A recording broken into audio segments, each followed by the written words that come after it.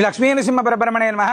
మానవుడి యొక్క జీవన విధానంలో రోగము రుణము అనేటువంటిది అత్యంత ఇబ్బందికరమైనటువంటి అంశాలు. రోగము రుణము అనేటువంటివి తొలగిపోవాలి, మన కుటుంబం యొక్క ఉన్నతి ఉండాలి, మన పిల్లలకి సంబంధించినటువంటి విద్య, ఉద్యోగం, ఆయుష్, ఆరోగ్యం ఇవన్నీ కూడా మంచిగా ఉండాలి అనేటువంటి సంకల్పం మనకు ఉంటే 24వ తారీఖు అత్యంత విశేషమైనటువంటి శుభదినం ఆషాఢ అమావాస్య. దీనిని ఆడి అమావాస్య అంటారు. ఆడి అమావాస్య సందర్భంగా భద్రాద్రి దివ్యక్షేత్రంలో కోరిన కోరికలు తీర్చేటువంటి కల్పవృక్ష నారసింహ స్వామివారి యొక్క దివ్య సన్నిధిలో అత్యంత విశేషంగా ప్రాతకాలం సుప్రభాత సేవ, అనంతరం విశేషమైనటువంటి గోపూజ, నవకలశ స్నపన తిరుమంజనం, అదేవిధంగా సంతాన ప్రాప్తికి అత్యంత విశేషంగా ప్రతి అమావాస్య నాడు జరిగేటువంటి వైనతేయ హోమాన్ని నిర్వహించి సంతాన ప్రసాదాన్ని ఇవ్వడం జరుగుతుంది. ఇది చాలా విశేషం. ఉదయం 8 గంటల నుంచి సాయంత్రం 6 గంటల దాకా ఎక్కడా లేనటువంటి విధంగా సుదర్శన మంత్రాత్మకంగా చాలా వైభవంగా దృష్టి తీసేటువంటి కార్యక్రమం ఇక్కడ మాత్రమే జరుగుతుంది. అదేవిధంగా సాయంత్రం 4 గంటల నుంచి కూడా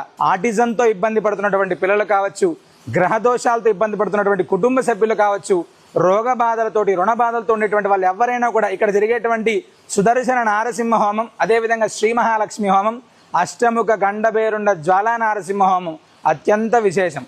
ఆడి అమావాస్య సందర్భంగా భద్రాద్రి దివ్యక్షేత్రంలో కల్పవృక్ష నారసింహస్వామి వారి సన్నిధిలో జరిగేటువంటి యొక్క వైభవోపేతమైనటువంటి కార్యక్రమాల్లో పాల్గొనండి, సకల శుభాలను పొందండి. సర్వేజన సుఖినో భవంతు.